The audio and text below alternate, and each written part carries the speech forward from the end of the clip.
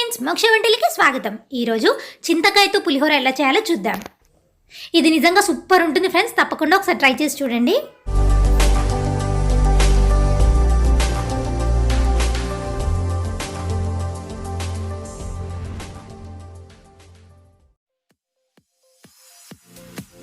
ముందుగా చింతకాయలను తీసుకొని ఒక గిన్నెలో నీళ్లు వేసి చింతకాయలు వేసి ఉడకనిద్దాం.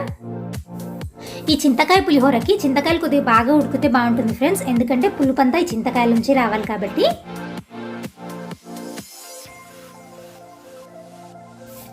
ఇప్పుడు వీటిని ఒక ప్లేట్లోకి తీసి చల్లార్చాలి. చింతకాయ పైడొప్ప తీసేసి ఇందాక మనం ఉడకబెట్టుకున్న తర్వాత నీళ్ళు ఉన్నాయి కదండి, ఆ నీళ్ళల్లోనే ఈ చింతకాయ వేసేసేయాలి.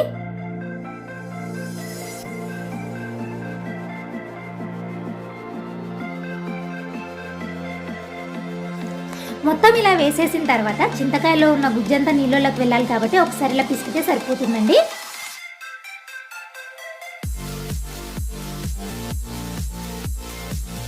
ఈ ఇత్తులు పక్కన పెట్టేసి చింతకాయ రసాన్ని అలా పక్కన ఉంచుకోవాలి.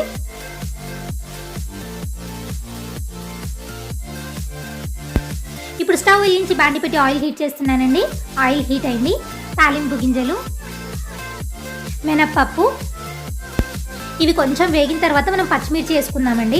పచ్చిమిర్చి మీకు ఇలా ఇష్టం లేదు అనుకుంటే మిక్సీ పట్టి వేసుకున్నా సరిపోతుంది.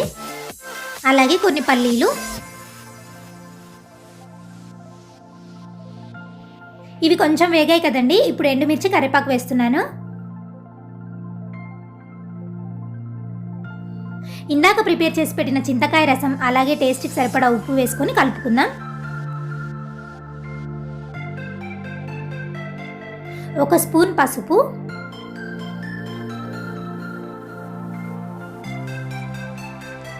ఇప్పుడు ఒక స్పూన్ సాంబార్ పొడి వేస్తున్నానండి. సాంబార్ పొడి మాత్రం అస్సలు స్కిప్ చేయొద్దండి, ఎందుకంటే ఈ పులిహోరలో టేస్ట్ అంతా సాంబార్ పొడి వల్లనే వస్తుంది.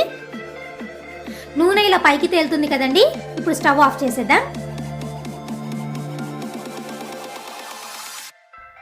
ఇక్కడ నేను అన్నం వండి పెట్టుకున్నానండి. ఇందాక ప్రిపేర్ చేసి పెట్టుకున్న చింతకాయ మిశ్రమం వేసి కలుపుకుందాం.